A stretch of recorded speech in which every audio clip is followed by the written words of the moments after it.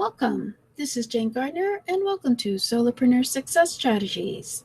And today it's Jill or Jack of All Trades Thursday. And for those of you who don't know what that means, you have to be a Jill or Jack of all trades in your business if you're a solopreneur because you're it. You have to know a little bit about a lot of things, and so on Jill or Jack of All Trades Thursday, I try and have a look at some of the things that you need to know in order to be a solopreneur. So far we've had a look at, let's see, what have we looked at? I think we've looked at email, we've looked at your computer, we've looked at HTML, we've looked at pricing, we've looked at WordPress and for your website. And today we're just going to do a quick look at PayPal button and how to put one on a sales page, because I know for those of you who are new to the internet and selling on the internet, that sounds very intimidating. Putting a button onto your sales page that actually will do a transaction so that you can get money. And so that's for those of you who have never done it before. Let's go have a look at putting a PayPal button onto your sales page. So let's go have a look at go. So for those of you who don't know, there you can get a sales page, usually in HTML format. You can either design it into WordPress or you can use HTML. And if you're lucky, you can get a good performing sales page that you can copy. And then all you have to do is change it for your format and for your name and for your product and edit it in HTML.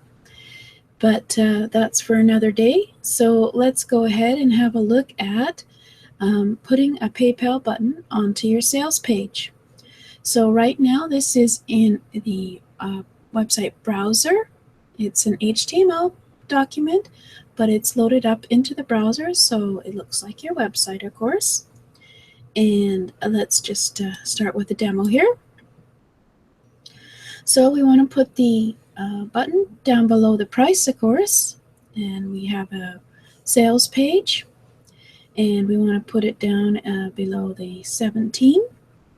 So we're going into our PayPal account, and this is the old version of PayPal, but I'll talk about it another time for the updates. But you're looking for your merchant services. You have to set that up, a business account, you have to put in a credit card, etc. And then you want to go into PayPal and go to your website payment services. And there's an actual section that asks you if you want to add a button.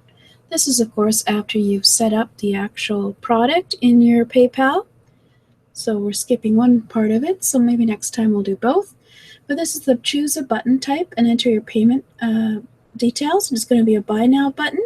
So you enter your item name from the choices that you have in your products, and you put in the price and the currency. So usually it's US dollars. And you can see below that there's a customize your button. But for now, we're not going to customize the button. We're just going to use the regular one. What we're going to do is adding in the thank you page when they finish checkout. This would be where you maybe would download your product. So keep a little notepad document with all your links for everything.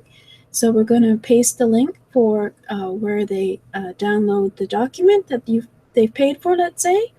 And you put that into your checkout, finishing checkout. So after the processing of the payment, they'll go there. And then you can also put in a link to where they go when they cancel their checkout. So you might send them to another payment for another, say a downsell is called, a cheaper product. And then you have a link there that you paste in and it'll take them there if they just cancel their checkout. And you also have to say whether or not you need this postal address, any special instructions, and then don't need any of that. And then you create the button. This, of course, is the quick version of doing the button. And then you go and you get the button code on PayPal, and you will copy the button code script, and you will copy it, and then you're going to paste it into the page. So then you click on the page, you want to center the code, and then you want to put in the HTML. So you insert the HTML, and there's your button. And of course, then you want to center your button. So there you go. And preview the page in a website, see what it looks like, and then save it, and then you're going to test it. So let's go and test the button. So we'll go into the page and click on it. And it should go to PayPal, where you enter in your password and have a check out the order summary. Make sure the price is correct and it's the proper product that's linked to it, not one you've done before. And voila, all done. So, as usual, that's only a quick intro to PayPal button. And next time, maybe we'll go and do a proper discussion of the updated PayPal button. Of course, first you have to put in your product in PayPal, and then you can create the button. But today, it's just about creating the button. So I hope that was useful. And for those of you who don't know, I have an offer on WordPress is Easy. You can go learn about doing WordPress for your website, because a solopreneur should always know a little bit about a lot of things, at jgtips.com/wpress. As well, I have one for HTML that we talked about, taking control of your HTML on your website, at jgtips.com/html. And I have one on pricing, how to figure out what your pricing should be, looking at your customer, your competitors, positioning, and how to create a pricing strategy and monitoring your pricing and lower and raising your pricing. That's at jgtips.com/pricing.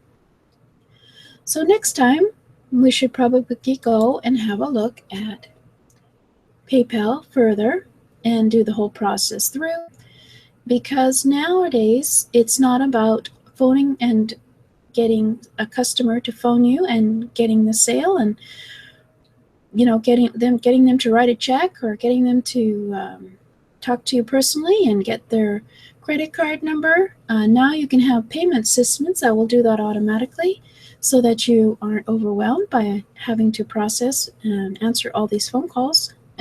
That's the old days, and now we have payment systems, and PayPal is one of them, and there are many more. So we'll talk about that next week.